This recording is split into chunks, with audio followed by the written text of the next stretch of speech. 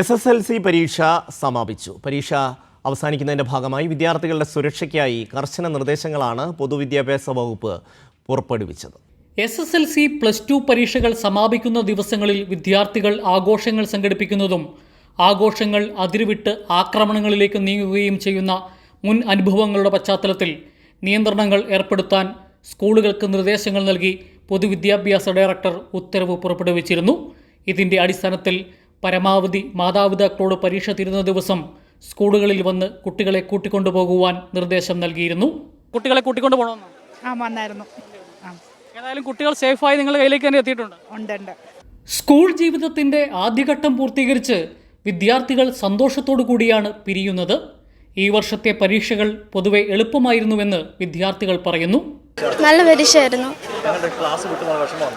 നല്ല വിഷമമാണ്. അധ്യാപകരുടെ സ്നേഹപൂർവമായ ക്ഷേമാന്വേഷണങ്ങളും ഉപദേശങ്ങളും സ്വീകരിച്ച് പുതിയ ജീവിത പന്താവ് തേടി വിദ്യാർത്ഥികൾ യാത്രയാവുകയാണ്. SSLC പരീക്ഷ പൂർത്തിയായി. സ്കൂൾ മുറ്റങ്ങളിൽ ആരവങ്ങൾ ഒഴിഞ്ഞു. ഇനി റിസൾട്ടിനു വേണ്ടിയുള്ള കാത്തിരിപ്പ്.